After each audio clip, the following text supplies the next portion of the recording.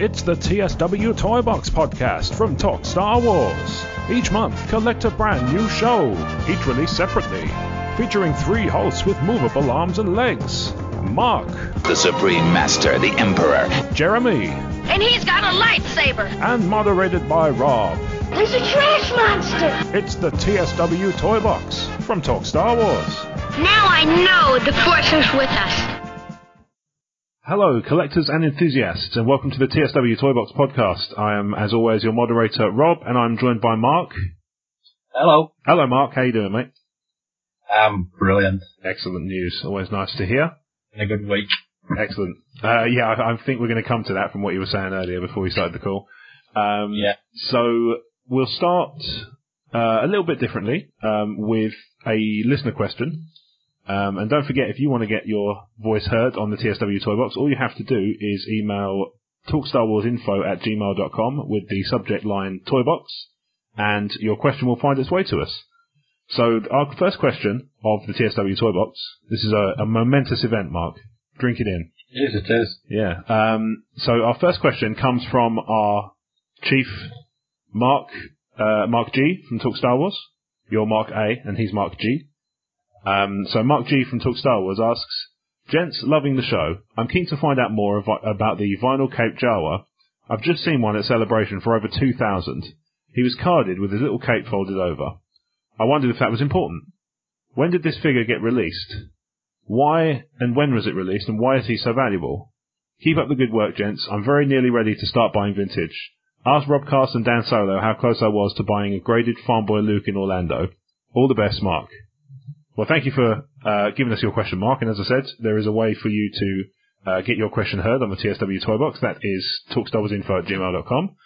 Mark, what's the story behind the vinyl cape Jawa?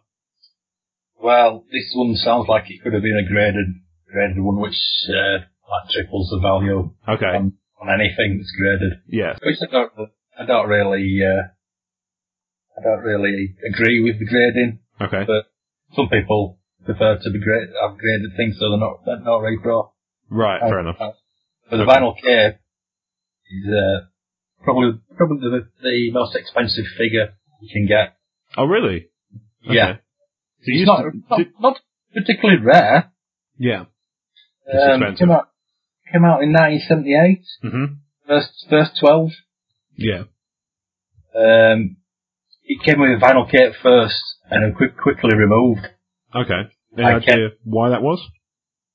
Because they believe the parents will feel they're being cheated because it's such a small figure. Yeah.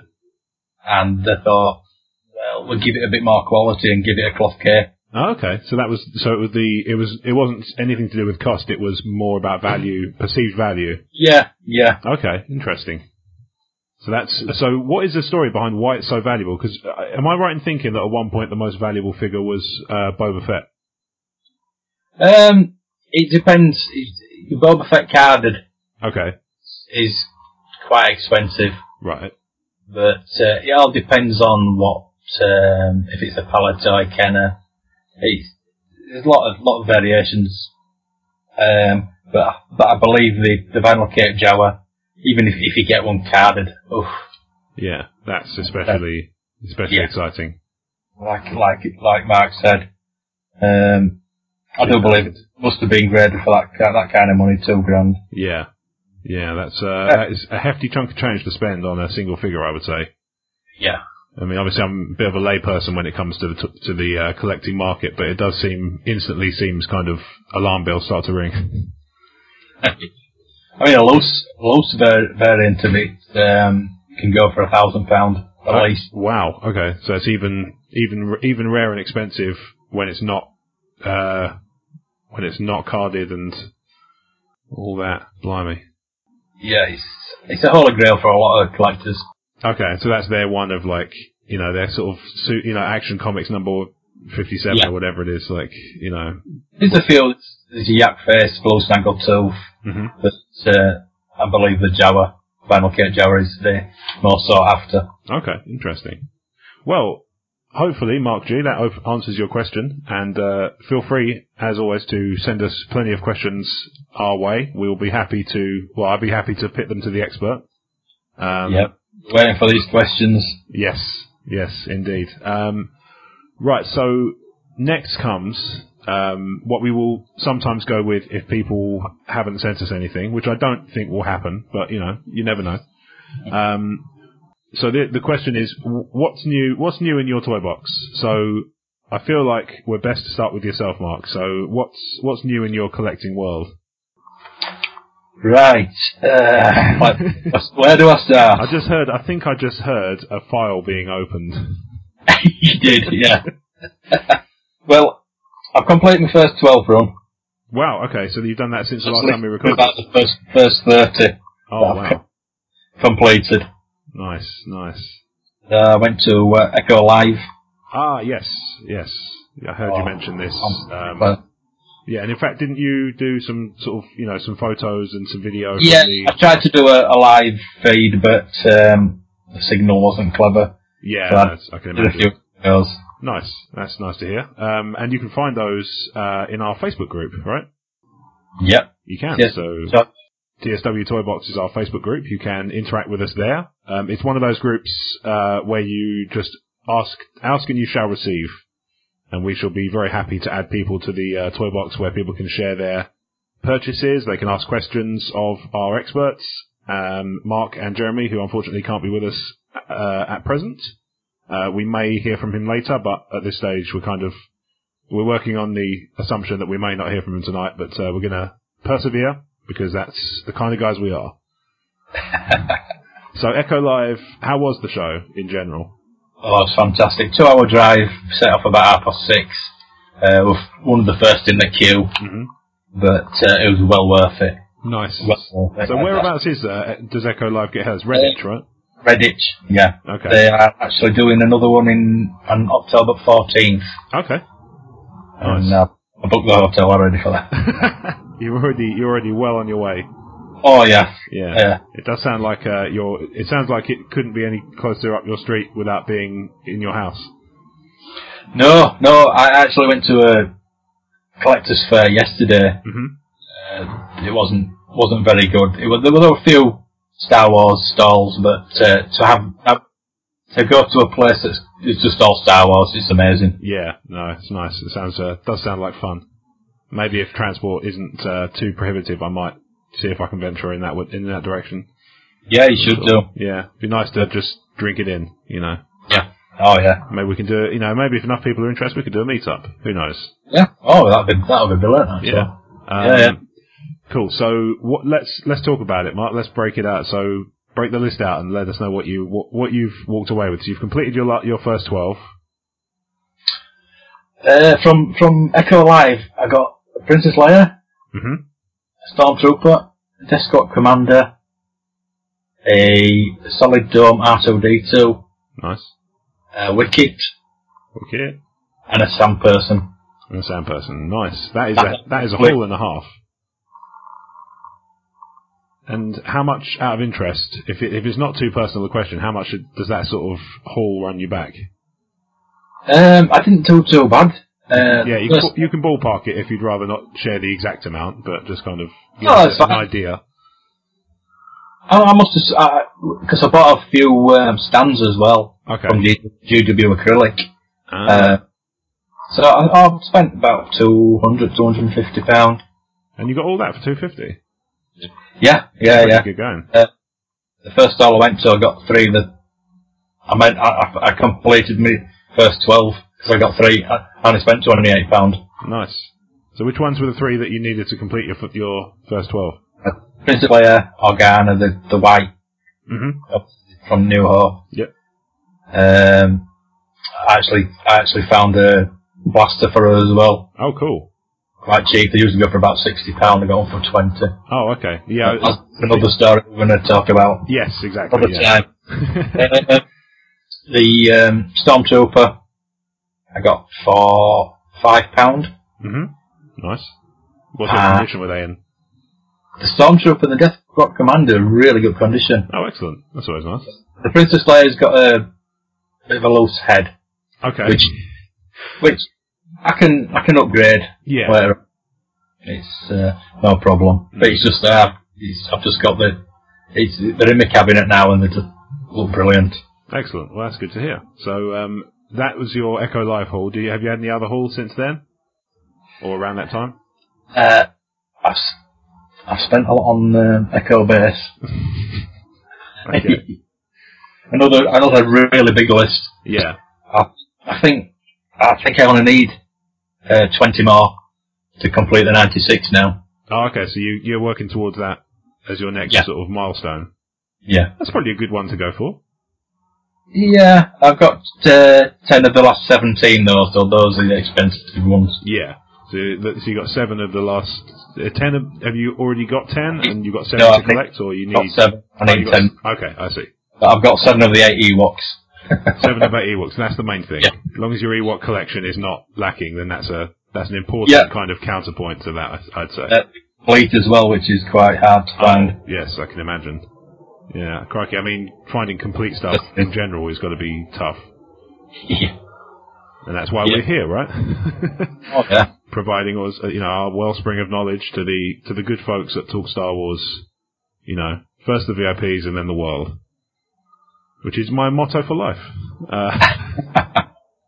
Also, I did say on the last episode, I needed an A-wing pilot. That's right. Yep. Which is one of the last 17.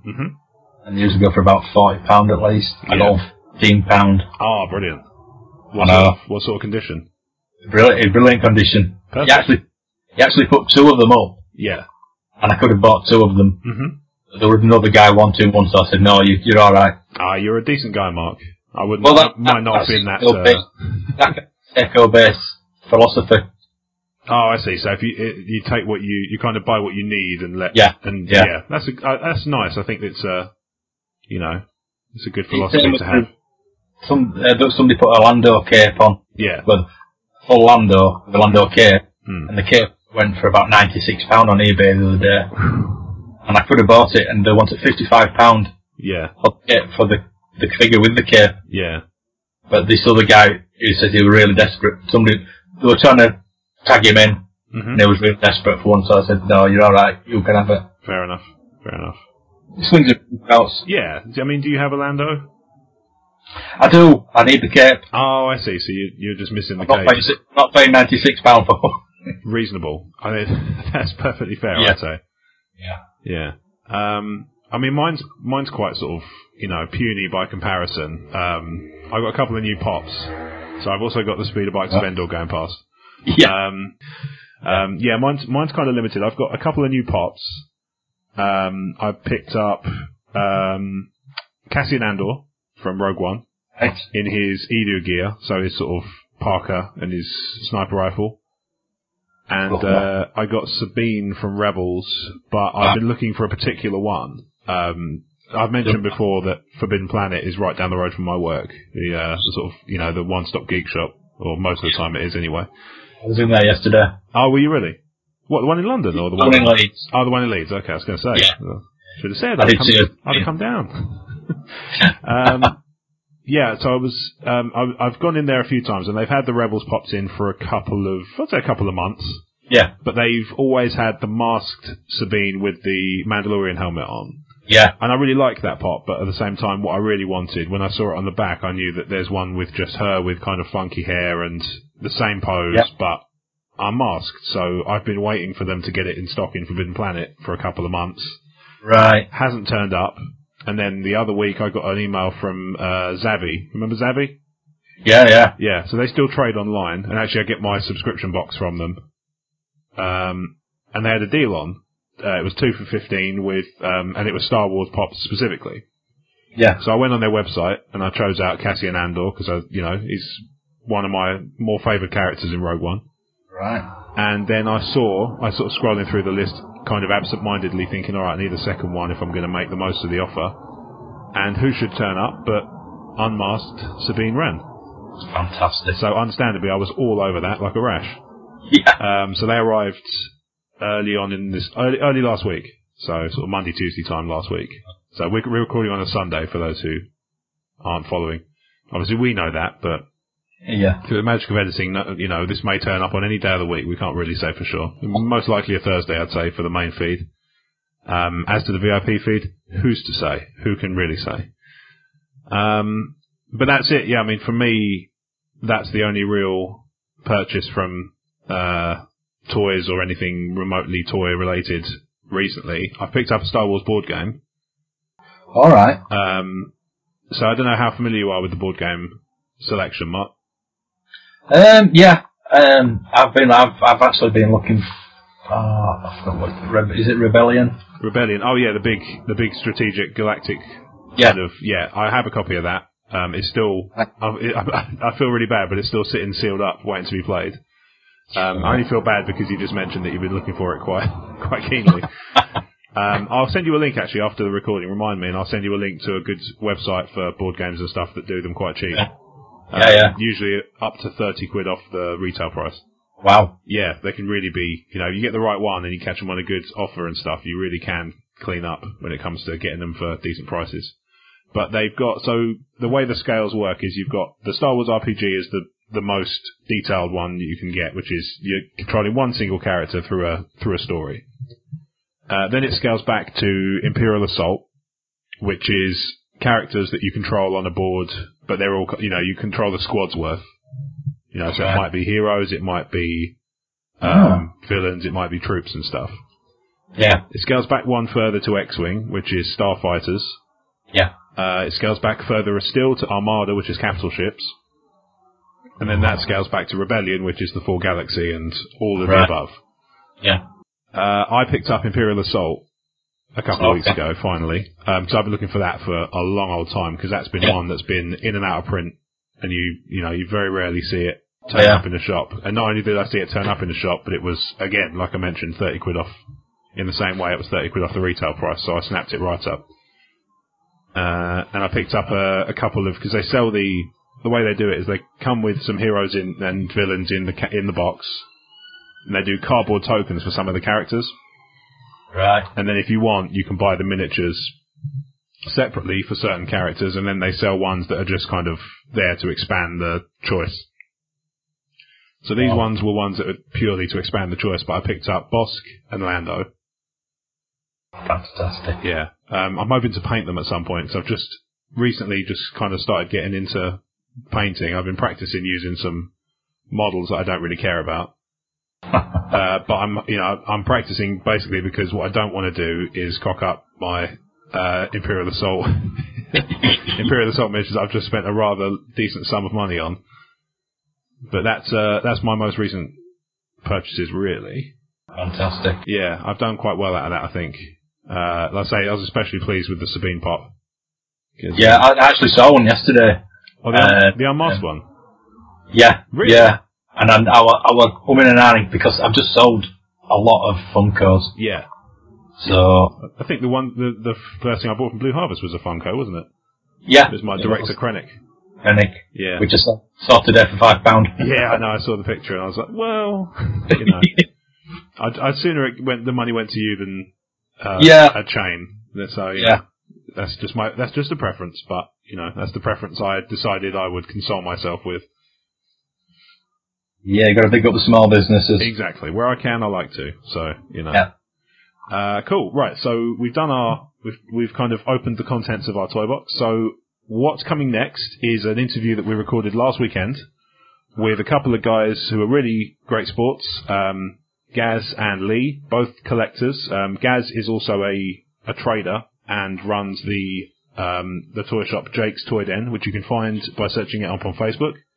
We've also popped the link in the TSW ToyBox Facebook group a couple of times, and we shall do so again, I'm sure, when this episode drops. Yep.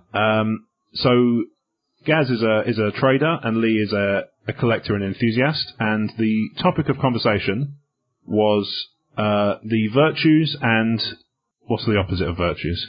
Vices. There you go.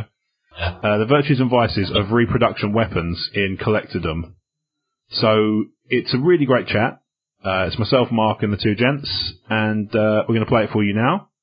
And hopefully it's as entertaining for you as it was for us. So enjoy that. All right, so I'm joined by Mark. Hello, Mark. Hello. Hello. And with us as well, we have a couple of guests, some very esteemed guests, to discuss the question of reproduction weapons. So I'll introduce each of them individually. So from Port Talbot, South Wales, we have a Star Wars collecting enthusiast, Lee. Hello, Lee. Hello. Hi. And from Southport, we have a collector and dealer of toys and action figures, Gaz. Hello, Gaz. Oh, yeah. Hello. So let's get a bit of history from you guys first on your kind of collecting story. So, Lee, why don't we start with yourself? Just tell us a bit about your history of collecting and kind of how you've come to be where you are now. Okay, right. Well, I was born in the best year imaginable, which was 1977, and grew up having Star Wars figures around me from as far as I can remember. And essentially, I built up quite an extensive range of toys, which I was very proud of and got played with and loved very much. And then, grew up, went to university, tra-la-la, and then a few months ago, my mum was clearing out the attic, that's not a euphemism, and she found a load of my Star Wars toys.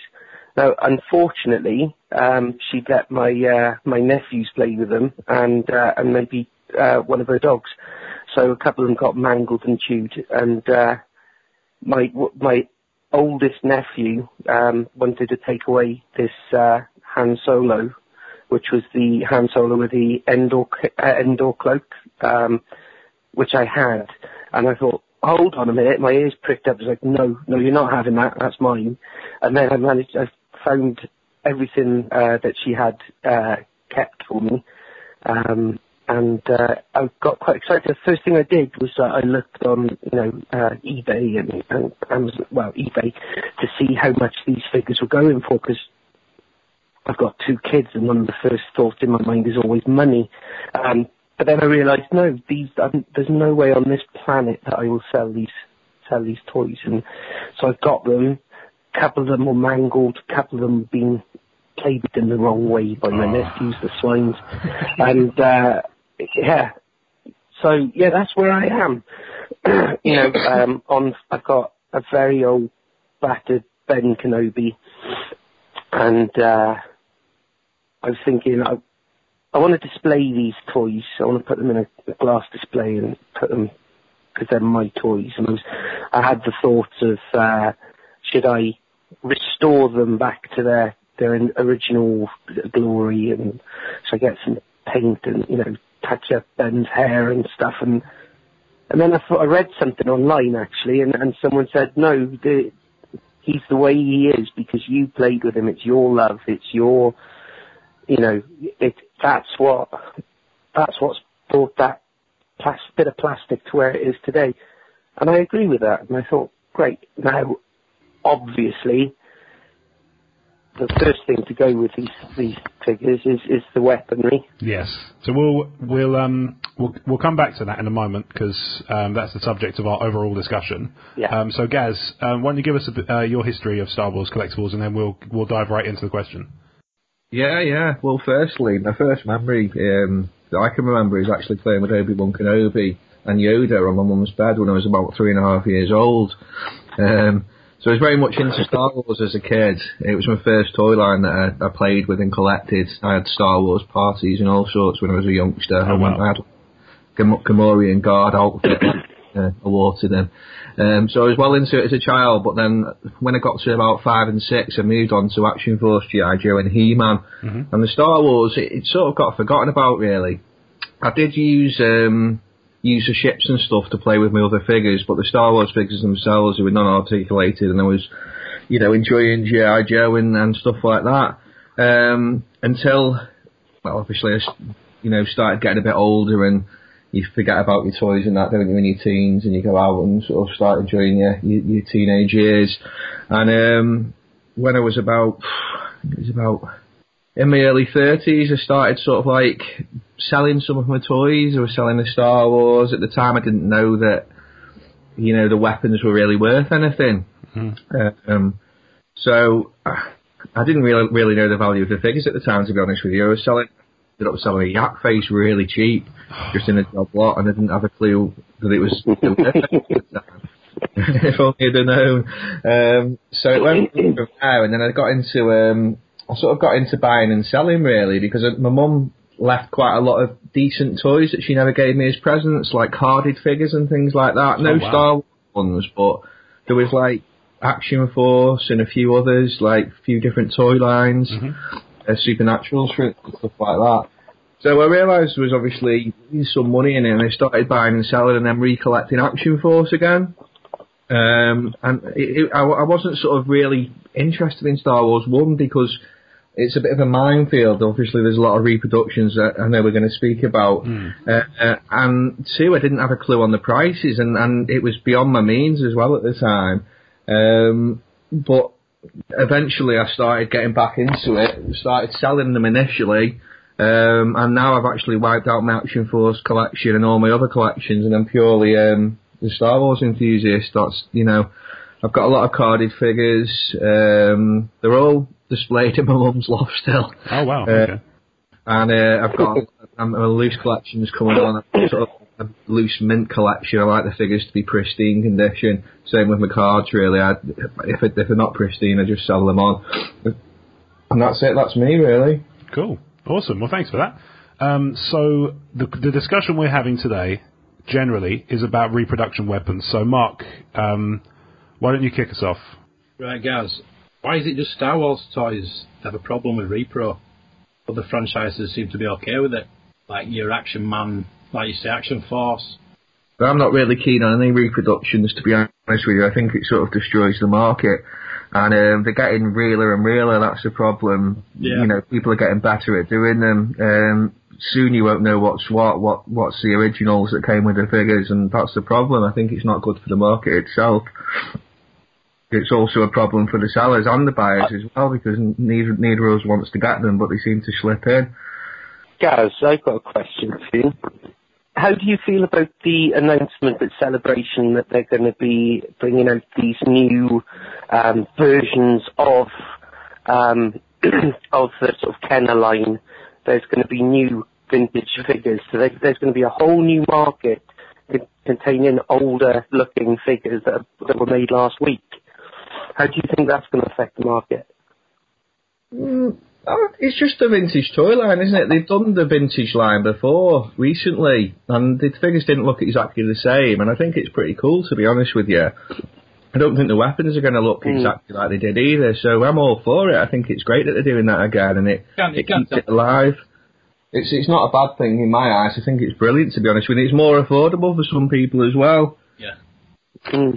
So Lee, I believe you've been brought in as our kind of reproduction defender, as it were. So why don't you tell us a little bit about your point of view regarding that? Right. Well, firstly, I need to get it out there that I believe that there's a difference between someone who has a collection and someone who is a collector. Because obviously someone who is a collector will want the Palitoy version, will want the Kenner version, will want the Meccano version. You know, they will want as many different molds of each character, you know, to fully complete their collection. Now, for myself, I have a collection. These were the toys that I played with as a child, and I want to display them. I do not want to sell them. And I want to display my figures in the most cost-effective way possible. I want them to look good. Now, I don't know. Have you talked about Toy Polloi at all in the past? It's a YouTube channel of this guy that fixes up vintage toys, and I've using his website and some YouTube videos, I've created some really good-looking replacement vinyl capes. Now, I know that a true collector will look at them and say, well, that's definitely not the type that came with the figure because it's stronger, more durable than the ones that came with them. But I actually think the replacement capes that I've made look better than they did when they originally came out. And they will display very well when I get round to building my little display case. I want my characters to have the weapons, and I cannot afford to spend the stupid amounts of money on a piece of plastic which it measures 80 millimeters or something along those lines. You know, I've got more important things to be spending my money on, unfortunately. Sure. Or fortunately, you should say. Mm-hmm. My wife will kill me otherwise. So, for display purposes, I don't see any problems with having a cheaper alternative repro gun. I was very excited by the news of the new figures, the new vintage figures that are going to be released next year, because hopefully they will bring out guns, and that means the right money is going to go to the right people, and it's going to be more cost effective. Obviously, when you've got a private market like we have at the moment, there's no control of the price, and people can charge what they want for layers. Was it the Royal Blaster or whatever it is? I can't afford to spend out money for that, and I'm going to, you know, if Disney produce a good quality product, then I know that I'm not going to be ripped off. If for the time being, though, this is brand new news, so you know it's changed. I don't know whether I'm going to be a bit more patient and see what comes out. But I was just going to say, my thoughts prior to that. Blaster for you for £60 here. Yeah. Will you do an exchange for a 2-year-old? No, I've already got a 4-year-old. if we could keep the trades regarding child slavery kind of off air, that'd be great.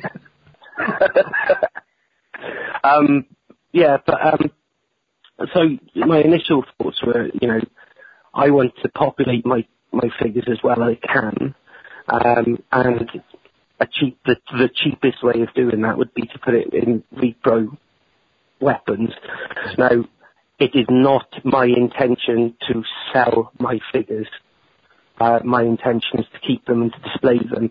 I joined Echo Base, and one of the things that I got from my mum's was my Millennium Falcon, and I put on, one of my friends said, have a look at Echo Base because they're very good. And so one of the first questions I put on there was, I've just found all my Star Wars toys from being a kid, and I was wondering if anyone can sort of point me in the right direction for repro parts for the bits that are broken off. And I got slayed. Oh dear, I got slayed in the nicest possible way, to be honest. Yeah. There's a lot of Mickey taking, but there's a lot of support on that group as well. They're an excellent bunch, to be fair. We speak very highly of them here. Yeah. So yeah, I thought about things, and you know, and I've managed to patch up my Falcon, and it's looking all right. It still needs some parts, but you know, I've not actually spent very much money on things at all at the minute. But you know, this is expenditure for the future, hopefully.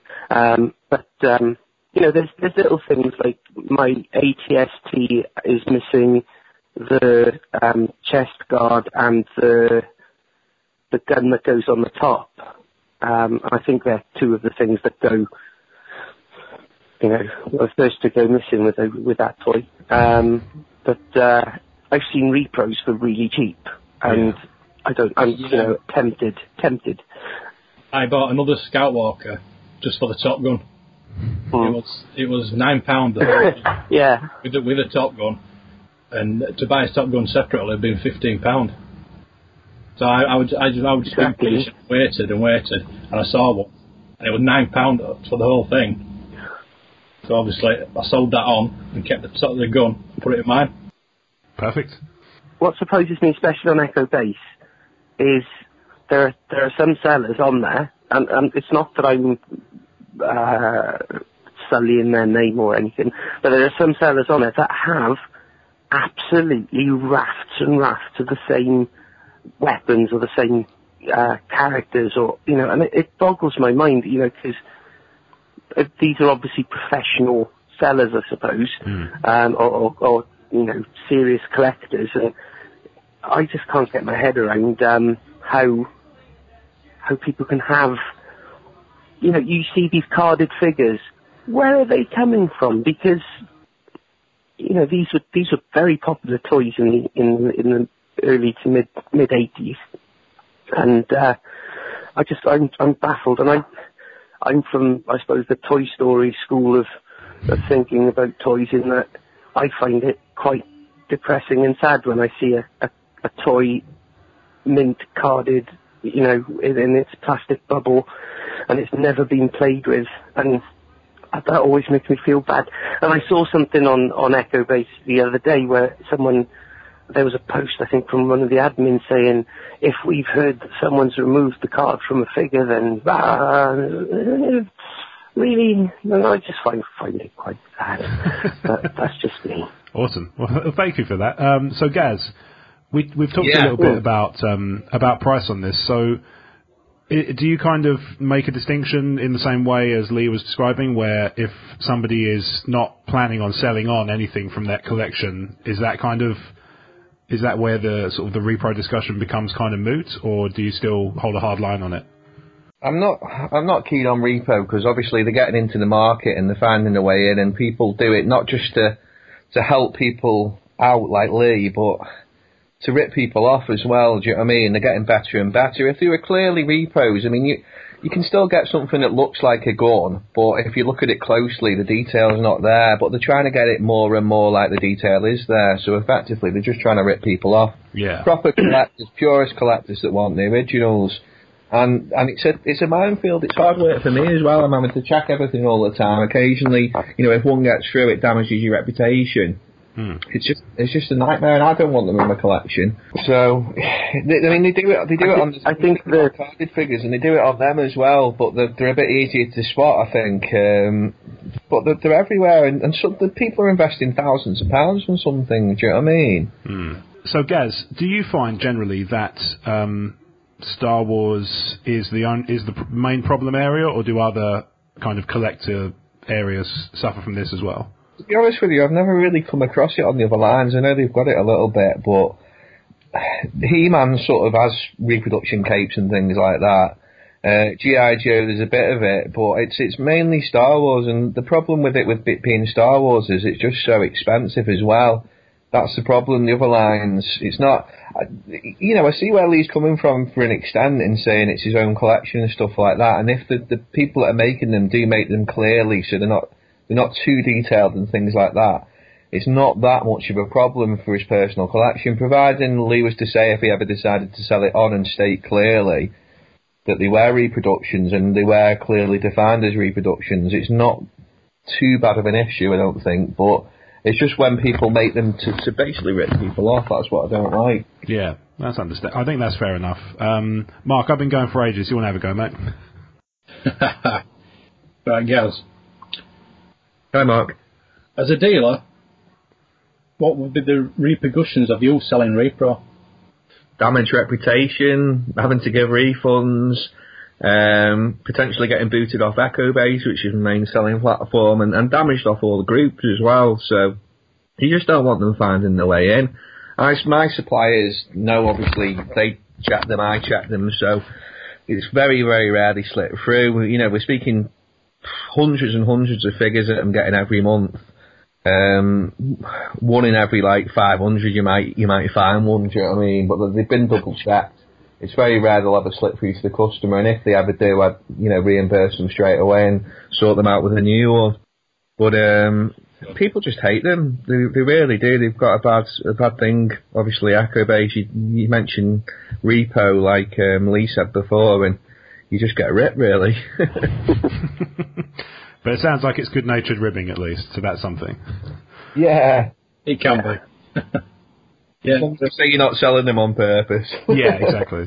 So as a general rule, is it just weapons that are considered no-nos, or is it any other kind of items with it? Reproduction cards, they don't like reseals either, obviously. That's the bubble's been stuck back down. Right. And And what Lee touched upon before, the U grading, that's a whole different issue. Basically, not people not just cracking them open to get them out and display or play with it. It's basically people that crack them open with the grading them in mind because they want to grade a mint uncirculated figure. That's what's known as a U grade. So people are doing that obviously to profiteer and things like that. It's frowned upon because you're basically ruining history, aren't you? There's not that many carded figures on there. There's a lot more than people would think. Believe me, I know. Get at least 50 in a month at the moment, I'd say. So they're out there, and obviously it's uncirculated stock from shops and things like that, isn't it? It's stuff from warehouses that never made it onto the market, and also collectors. I think people may have had a foresight. I don't know that they are out there though, and they're in abundance. Okay, fair enough. Well, thank you for the answer. That illuminates it somewhat. Lee, as a quick question, so I'm going to kind of give you a hypothetical scenario, I guess. I know the answer for this from Gaz, is why I'm kind of going for you. You buy a figure thinking it's got an original weapon, so it's been specified kind of as such, and then after some investigation you find out it's a reproduction. Kind of on a scale of 1 to 10, how much does that bother you? We need to have more conflict in these conversations, obviously, but if the thing is, I'm not gonna buy a pristine figure because that would stick out like a sore thumb in my collection. I want what people call beaters. I want things that have been played with and cued and whatever. If someone sells me any product, anything at all, at a premium and tell me I'm going to get this and I get that, then I'm going to be cheesed off. I mean, there's no two ways about it. I mean, the kind of figures that I would be looking at are the ones that people are selling for £6-7. But if I'm going to spend £40 on a pristine Chewbacca with a bowcaster, and I find out that bowcaster has been made 2 Thursdays ago out of plasticine and chewing gum, then I'm going to demand my money back, or I'm going to, as Gaz said earlier, I'm going to out them. I'm going to say, well, this guy's a rip-off merchant, and don't buy anything from them. Yeah. It's lying, and if anyone obtains money by deceit, then they deserve to be punished in some way, and that if that's the only way to do it, then that's how to do it. If I went on Echo Base and I bought a batch of weapons and found out that 1 in 10 were repros, that wouldn't actually bother me too much. Okay. But because I am not a collector, I have a collection which I would like to build. These people who are collectors who want every variation of everyone. They want the red snaggletooth and the blue snaggletooth, and they want a vinyl cake Jawa, and they want a cloth cake Jawa, and that's brilliant. And I take my hat off to these people, and great, but that's not the purpose of my collection, if you like. So the point is fairly moot. But like I say, if someone sells me a Lamborghini and I get a Skoda, I'm going to be cheesed off. So totally reasonable. Yeah. For more than just the obvious. Okay. So Gaz, you've both kind of touched upon price as something that's a factor in the authentic weapons. Yeah. Do you think that the price is kind of going up has something to do with the reproduction stuff? Yeah, I mean, where there's money, there's going to be fakes, isn't there? And, Endor blasters, I'm hearing that they're selling for like over $100 now, between 100 to 150. That's ridiculous for a black Endor blaster. They're the smallest guns, so they probably got hoovered up a lot, do you know what I mean? Back in the day, but it's just gone crazy that. You get an Imperial gunner not long ago, which came with one of them for that price, so how is a blaster nearly the same price as the figure? It's crazy. It does surprise me. It's a number of weapons that are actually out there. So how do you mean? Sorry, Gaz, can you expand on that? I mean, I'm getting full sets of figures in every, at least twice a month. So there's just so many weapons out there. Obviously, you wouldn't think there would be that many weapons out there, because I know when I was a kid, the weapons to me at the time, they didn't really matter. because they didn't display them. It was more a case of just playing with the figures. So the weapons just got hoovered up or got lost under the floorboards in a loft. Do you know what I mean? I have found some when I've been searching my mum's loft, but nowhere near enough weapons to amount to the number of figures. I mean, I used to have the Star Wars in the garden. I'd play with them in the swimming pool and stuff like that, you know, and just do all stuff like that, really. So I say swimming pool, I mean a paddling pool. I didn't have a bloody swimming pool. But you can imagine what I mean. They did go missing. Lee, any thoughts on that? Yeah, obviously something that will break easily or be lost easily, and it's going to become scarce and it's going to become a rarity. I think if we dug my mum's garden up, we'd probably find a million blasters and a C-3PO arm. But these things, when there's a demand, and I think this is the key thing. I mean, yes, Action Force and He-Man and these kind of things, yeah, they're great, but they're not Star Wars. The thing that's driving up the prices is that it's Star Wars.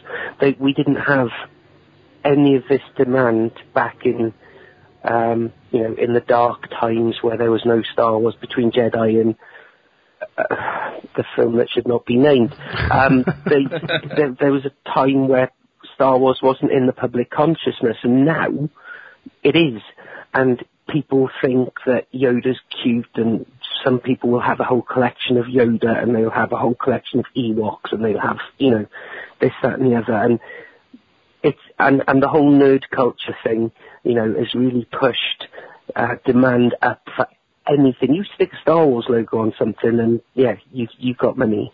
And I think that's where it is. And with any collection of anything, whether you're just gonna fill your shelf up with Wickets or Yodas, you will wonder.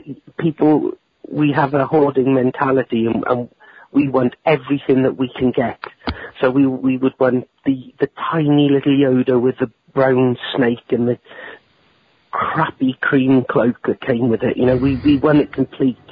And because now the population of geeks and nerds and enthusiasts, or whatever word you want to use for us, has grown, and it's cooler to have these interests, then the demand's going to grow, and when demand is high, prices are high too.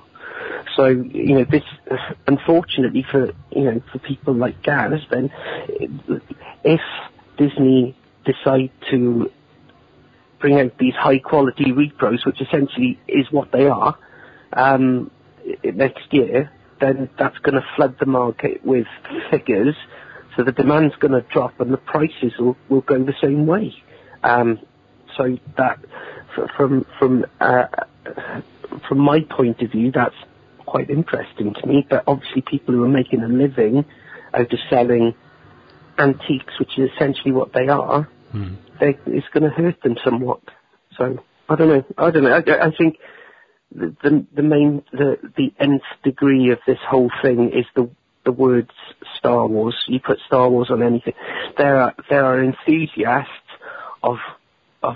there are collections of people who collect the I've read about it online. There's like these Mexican, Turkish figures that are terrible and they look nothing. But yeah, there are people who collect now crappy versions of Star Wars figures. It's insane. Because there's a loose connection there, or there's a connection there. It's absolutely brilliant, but it's insane. I love it. They are ugly. Yeah. You bring up a good point there. Boat legs are allowed, but repros are. Yeah. Boat legs are repro.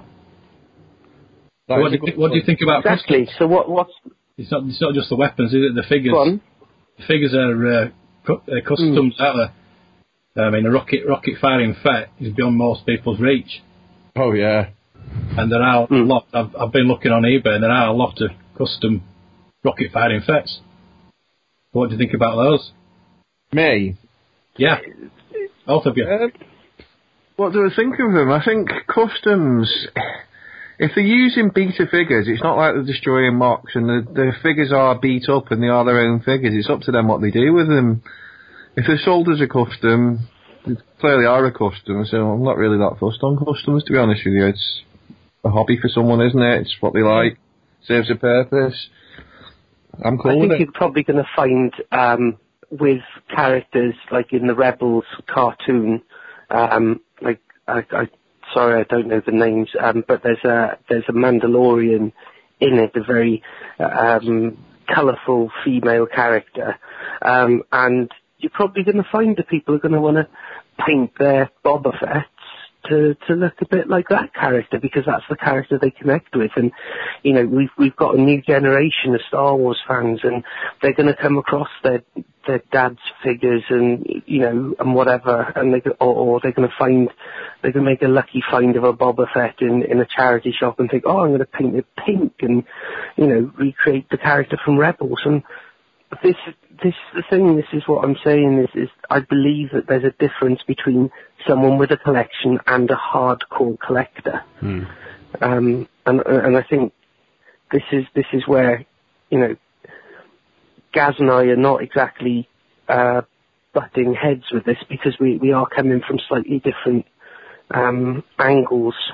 Because you said earlier on that if I were to sell my stuff, then as long as I mark it up as these are repros and I made the case for myself and everything, to be honest, I'm probably more likely to be homeless covered in my Star Wars figures than to sell them. But it's going to be pretty obvious. I mean, I remember as a kid using matchsticks to replace the lightsabers in the telescoping arm figures, and that I could display them with them, I suppose. But I do want at the very least, I want my figures to have the lightsabers, a yellow, a blue, and a red, but I just don't know. Again, the price of an original lightsaber is incredible for what it is, really. And if I had the ability, I probably would make one myself, I think that's a different thing again. If I want to homebrew my figures, then I'm perfectly entitled to do that, as long as I don't start selling my wares. Then I don't see any problem with that. And that goes to the same, I suppose that's a similar sort of argument with customizing them as well. As long as you're not taking a blue snaggletooth and painting it red or whichever the more expensive one is. But I don't see any time in it. Yeah. So yeah, I think that's probably true, actually. I think one of the reasons that you guys aren't butting heads is because you are coming to this from different points of view, which is kind of why we chose the people we did, really, to kind of bring on, because we want all these kind of different points of view, because it's a hot button topic within collecting communities. Definitely. Cool. So, all right. So I think we could probably chat about Star Wars toys for hours and hours and hours, and maybe in the future we will. But I think for now that's a good. We've had a good chat about reproduction weapons, and there's clearly different thoughts on where they're acceptable, where they're not, and so on. Guys, thank you very much for your time today. We really, really appreciate you guys coming on the TSW Thank ToyBox you very much. to chat about it. So thanks for the opportunity. You're very welcome. This is your opportunity now. I'll go to each of you individually and give you the opportunity to plug anything you want. So if you have a website or a shop or anything like that, this is your window. So Lee, we'll start with you, and then Gaz, we'll come to you after that. Well, I'm not really on anything, so I would say speak to Gaz, and if you want any of your collectibles, please speak to Gaz, because he's obviously the man in the know. I don't have much, but thank you very much for the opportunity. It's been a blast. You are very welcome. I look forward to hearing some more. Yeah. So Lee, tell you what then. Do you have Twitter? I do, but because of my job, I can't really give out social media information, I'm afraid. No, that's totally fair enough. So that's fine. So, Gaz, how about you? Well, you know, the thing is, otherwise people are going to hear about my plans for the new Death Star, and it won't go down very well. Oh, no, I can imagine that's probably true, actually, yeah. All right, Gaz, how about you, mate? Yeah, obviously, like you say, I sell figures, all different toy lines, so come find me. I'm on Facebook, Gaz Bond. Send me a message. Also, I've got a Facebook page, Jake's Toy Den. You can contact me through that. And obviously, my primary selling platform is EchoBase, which is absolutely brilliant. If you're not on there, get on there. It's on Facebook. It's a selling page, great community. And they've recently done something called Echo Auctions, which is another sister page, which is absolutely brilliant. It's brand new, and you can pick up some real bargains on there. I've been selling a lot of carded figures, and yeah, that's it. Awesome. And I can vouch for him because I bought a lot of figures off you. Thank you. I wondered how you two got chatting. And it was good meeting Mark. Well, I met Mark and his wife at EchoBase Live the other week. That's another thing they do. Yes, I heard about that, yeah. It was absolutely brilliant that day. Best event I've been to in terms of buying and selling, the community, everything about it, the whole spirit. It was great. Yeah. They do it in Redditch twice a year at the Redditch shopping centre. I can't remember the name of it, but get yourself there. Kingfisher, that's it, the Kingfisher shopping centre. Great, okay, excellent. Right, thank you very much, guys. So that's been our chat about reproduction weapons. What are your thoughts? You can email us at talkstarwarsinfo@gmail.com with the subject ToyBox and let us know your thoughts on reproduction weapons. But in the meantime, thank you very much, guys, for your time today. And thank you. Thank you very much. Cheers. Take it easy. All right, so that was our interview with Gaz and Lee on the subject of reproduction weapons. Great guys. Fantastic. Yeah, really, really top discussion. Both, you know, what was nice was it was all very respectful. Yeah, no arguments. No, none really at all. They both kind of came to it from different points of view and different situations. But I think what was really nice was they both were very willing to see where the other guy was coming from. Yeah, it quite surprised me, really. Yeah, you know, we weren't expecting fireworks, but we were prepared to have to, you know, to wade in and sort of steer it back. But we didn't need to do that at all. It was a really nice, you know, really nice flow of discussion. Everybody was in a good mood, and everybody just seemed to enjoy having a chat. Yeah. You know, and obviously we'll be very happy if we can in the future to bring Gaz and Lee back for future toy boxes. If there's subjects where we feel their expertise would be welcome and they're willing to join us, then obviously in the future we can always make that happen. So our thanks again to Gaz and Lee for their time last weekend with our interview. Mark, having had some time to reflect, I'm going to ask you two questions, one to follow up to the other one. So before the interview, on a scale of 1 to 10, how much did reproduction bother you? 10. 10? Okay. And after hearing the interview, has that interview kind of changed the number at all? Not really. Okay. I mean, I can see his point, as Gaz could see his point, that he limited on funds. Yeah. Which we all are at certain points. Ultimately, I think, you know, we've all been there at some point. Yes. Yeah. But I go down the route as I'd rather not have it than have a copy of something. Fair enough. I mean, I kind of swing the other way, actually. I sort of took obviously we can appreciate both positions.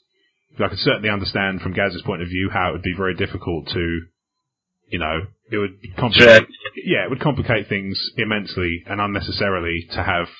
It'd be disastrous for him. Yeah, and, you know, anything where you're trading, if you've got fakes in the market, then it's a pain, you know. So I totally get it. But I can understand Lee's point about as long as there's transparency, that's a crucial part of it, I think. If it's your own collection and you're not going to sell it. Yeah, exactly. And if you do later on, if you're kind of very upfront and say, look, you know, these are a private collection, I'm moving on, the weapons are reproduction, it's up to the person buying it to then decide, do I want to buy the items with that in mind? I mean, 75% of the items on eBay are repros. Really? That high? Yeah. Wow. You've also got to check the item description. Mm-hmm.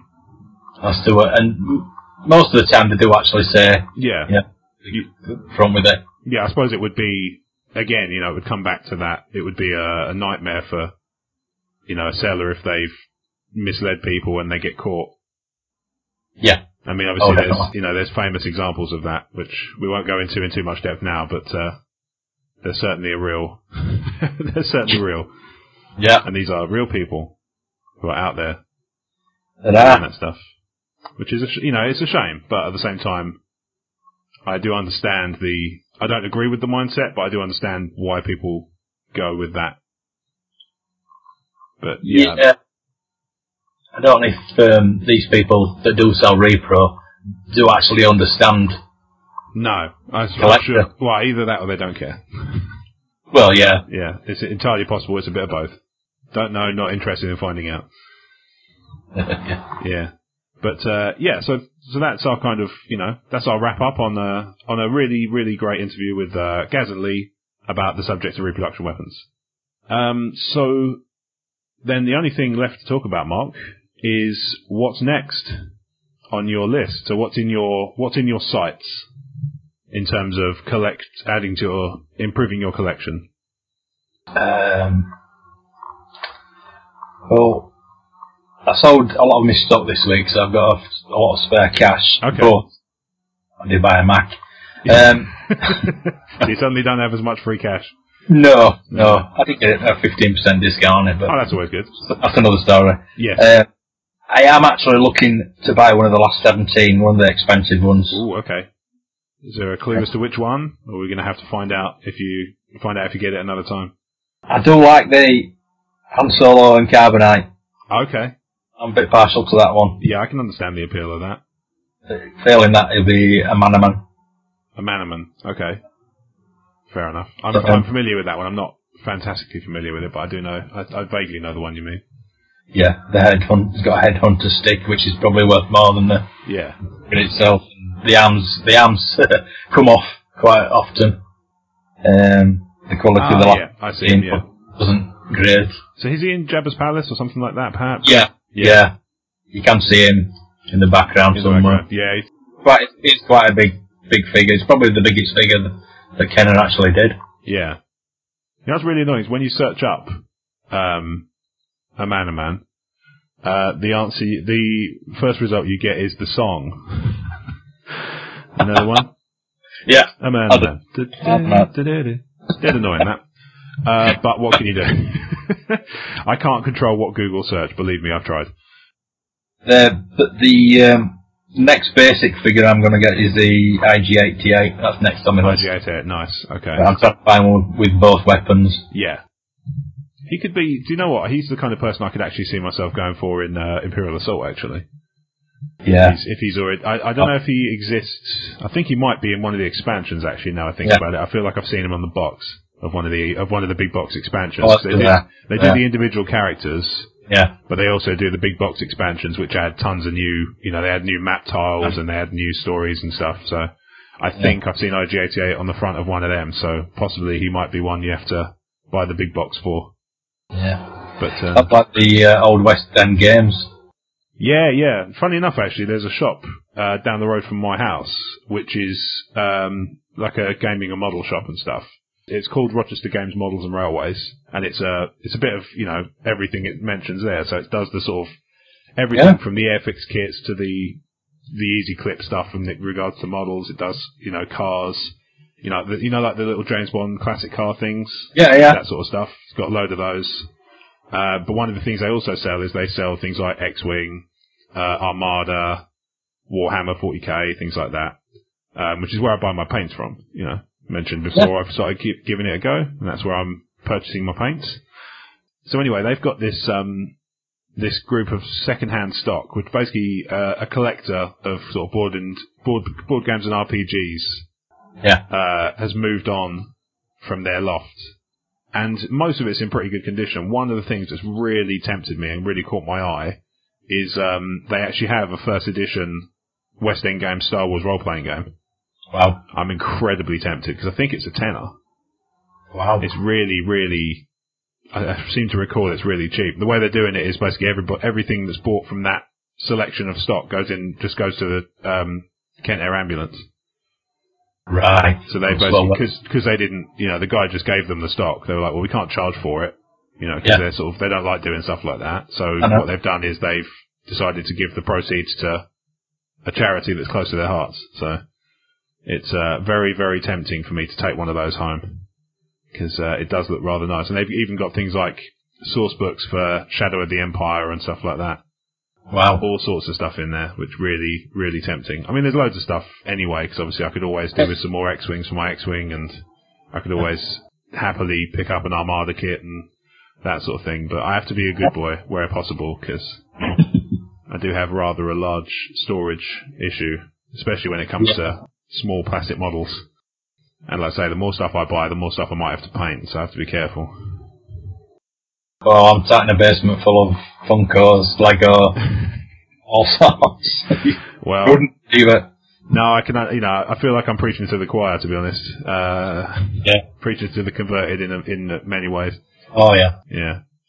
But that's so. Is that everything on your list? The Amana Man and the IG-88 for now? For now, it depends what I see on Echo. Yeah. This morning I bought Endor Layers Atom Belt. Okay, fair enough. Were they missing from the figure you've already got then? Yeah. I just need a blaster now. Yeah. Are they similarly expensive to the New Hope ones, or a bit more? Oh, they are? The Endor blasters are probably more expensive than the Layer blaster. Oh, really? Wow, okay. Crikey. Yeah. I assumed that the New Hope one would be rarer just because of the age of the figure. I figured that would mean there's probably harder to get hold of, but... There are 3 of them in the line, 3 Layer blasters. Oh, okay. Blue, one is black, and the original New Hope one is black. Right, fair enough. So you're after the black one, I take it? I've got the black one. Oh, you have? Yeah. Oh, even better. That's the one I bought for £20. Nice. Yeah. So That's the story. Do you tend to shop kind of on some impulse and some pre-planned, or do you do a bit of... Like I say, it depends what comes up on Echo Base. I'm on there constantly. Notifications, clicking on it, because you've got to click on it straight away. Fast, yeah. I can imagine it's 5 figures, isn't it? The group membership. I seem to recall seeing it was a big old group. Yeah. So you have to be quick. Very quick. Yeah, and you have to be, suitably in need as well. Otherwise, somebody's just gonna scoop you to it. Yeah. I mean, most of the time you don't have a chance to look at the pictures. Yeah. If you want to take, just yes, please. Yeah, I'll have that. Yes, all of that. Yes, please. In my face. Good times. Yeah. Yeah. I'm lucky I'm not in the vintage collection, because I think if I was, I'd be in a similar boat, because I can be a little impulsive when it comes to buying stuff, especially on eBay. Well, I run a valuation on my collection so far, and it's 2,300. If you had to guess as a ratio of how much you've paid for it versus how much it's worth, have you done well, or have you done... Yeah, doubled it. Yeah? Covered. Even better. Just doubled it. Oh, well, even better. Nice. That's always nice when that happens.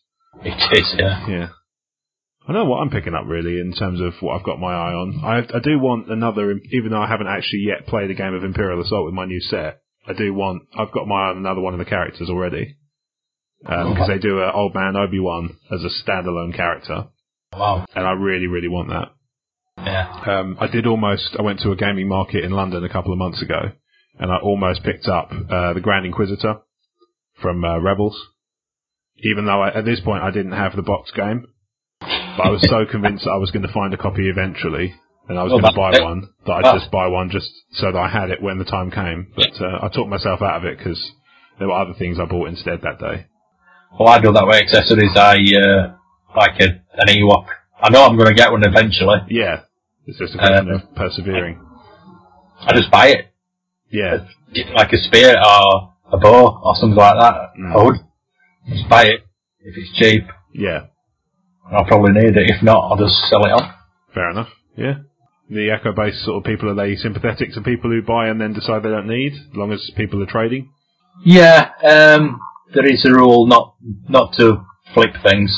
obviously. So flipping for those, because I'm only just become familiar with this term, flipping is when you deliberately buy to then turn around and sell on, isn't it? Yeah, it is. And it's like instantaneous. Yeah. Like I said earlier about the A-Wing pilot. Yeah. I could have bought both of them and got £40 easy. Yeah. One of them. But that's not what I do. It's not cricket.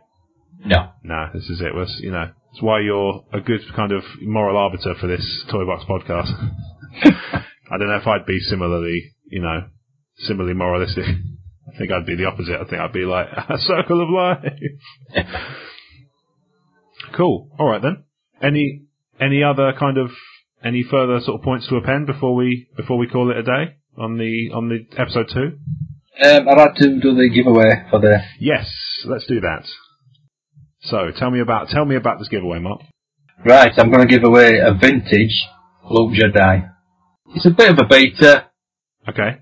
It's got the nose rub, which I always got with the Luke Jedi because of the bubble. Okay. It hasn't got a weapon, any of the weapons or a cloak.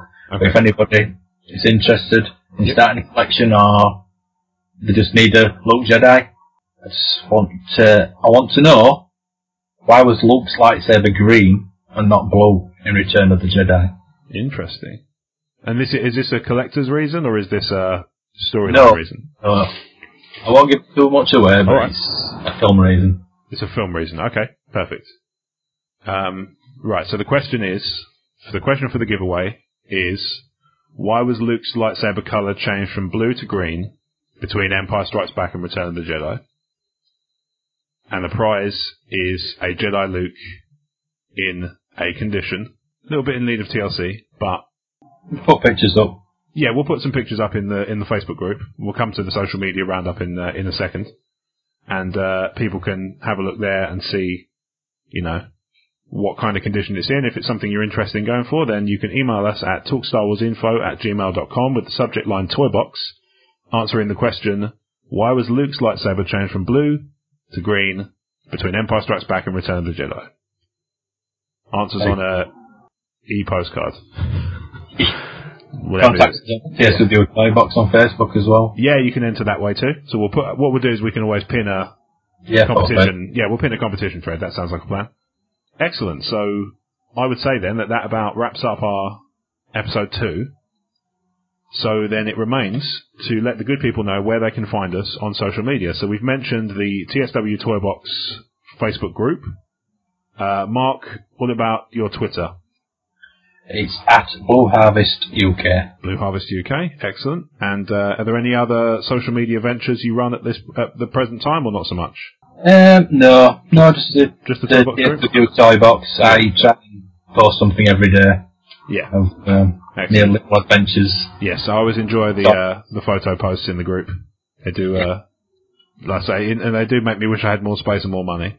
But there's very few pictures on Facebook that don't. Cool. So you can find me on Twitter at RobWadeVision. You can find the Talk Star Wars Twitter account at Talk Star Wars. You can find Talk Star Wars on Facebook. If you're interested in getting episodes like this first, you can also become a Talk Star Wars VIP by going to talkstarwars.co.uk/support, and you can find out all about how to become a TSW VIP, which means you get access to shows like this first. It probably occurs to me on the subject that we should probably set a closing date for the competition. So shall we set a closing date for like June the 15th or something? Yeah. Okay, Yeah, Captain. Right, we'll do that for... I'd like to try and give one away each episode, really. Yeah, that sounds good. We can also do snap giveaways on the Facebook group as well. Yeah. We're not tied to the show to do giveaways. We can do it wherever. We can do it on the website. And you can find out all about the stuff we do at Talk Star Wars at the website, which is talkstarwars.co.uk, where you can find out all about the various hosts of the Talk Star Wars network, within which you can also find more about the Star Wars Commonwealth network, where you can find social media details for Jeremy, who's at Rolling Jeremy on Twitter. Can't be with us, unfortunately, today, but he is missed, and we will hopefully get him back on for the next episode. Mark, you do stuff for Talk Star Wars as well, right? Not just this show. Yeah, I do a fortnightly blog on each figure. Nice. Oh, so each one's a specific figure? Yeah, I've just finished writing the first 12. Cool. But information about other Star Wars. Yeah. Like, I've just done a Palette Toy one. Cool. Excellent. So you can find, in fact, you can find that at talkstarwars.co.uk/toybox, where you can find all about this podcast. You can join the Facebook group from this page, and you can also see all of our videos, which are kind of grouped into the similar styles. So it's builds, Jeremy's collector stuff, Fandom Zone, which is where people show off their collectibles and Star Wars merch. And you can find all of that at talkstarwars.co.uk/toybox. So all that remains is to thank you very much for listening to the TSW ToyBox.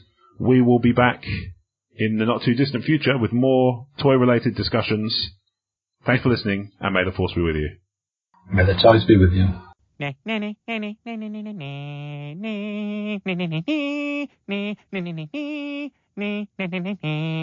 It's a wrap! It's a wrap. Let's talk about Loot Crate. Are you on a quest for epic gear, housewares and collectibles? Loot Crate offers an epic range of pop culture items for less than $20 per month.